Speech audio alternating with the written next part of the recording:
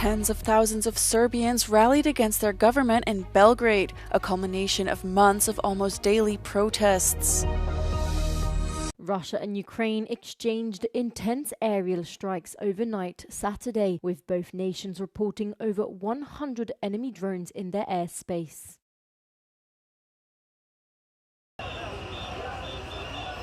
Tens of thousands of Serbians rallied against their government in Belgrade on Saturday, a culmination of months of almost daily anti-corruption protests led mostly by students. The protests have posed a huge challenge to President Aleksandar Vučić's 13-year firm grip on power in Serbia. Očekujem da će ovo poljuljati ovu vlast, da će Vučić shvatiti da narod nije više za njega. Many city residents came out to welcome the protesters who came from across the country. Hundreds of bikers in support of Vučić also gathered in front of the presidency and parliament buildings, fueling fears of potential clashes with protesters.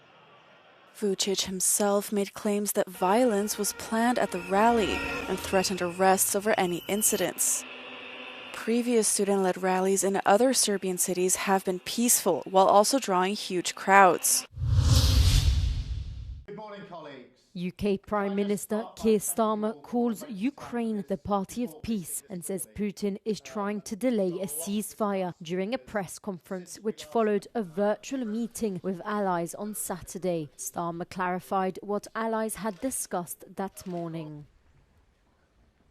We agreed we will keep increasing the pressure on Russia, keep the military aid flowing to Ukraine, and keep tightening the restrictions on Russia's economy to weaken Putin's war machine and bring him to the table. During his virtual meeting, Starmer said Putin will sooner or later have to come to the table, calling allies to keep the pressure on Putin to back a ceasefire in Ukraine. On Thursday, allied militaries will meet in the UK to discuss what part they shall play in the peace deal and how they will guarantee Ukraine's future and security. Russia and Ukraine exchanged intense aerial strikes overnight Saturday, with both nations reporting over 100 enemy drones in their airspace. Ukraine's Air Force reported that Russia had launched 178 drones over 14 Ukrainian regions, 130 of which were intercepted, and 2 ballistic missiles. In Kherson, it was reported that 1 man was killed and 5 others were injured. The northern town of Chernihiv was also made a target, and the drone strike damaged a 10-story building and cars.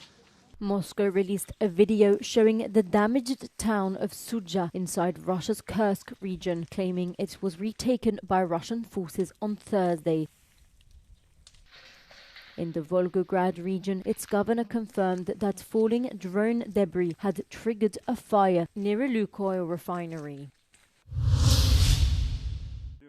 The National Assembly of the Republika Srpska, Bosnia's Serb-led entity, has adopted a new draft allowing the formation of a separate army and judiciary, despite criticism. The new proposal aims to expand Republika Srpska's autonomy. The Office of the High Representative, which oversees Bosnia's peace agreement, condemned the move, calling it a serious violation of the Dayton Peace Accord and warning of legal consequences. The draft constitution will go for 30 days of public discussion before being sent for a final vote in the Assembly. Cuba was hit with a massive power outage on Friday night, leaving millions of people in the dark. The outage left 42% of the national energy system shut down, according to the Electric Union. Power outages are not unusual in Cuba and are primarily caused by fuel shortages and aging infrastructure.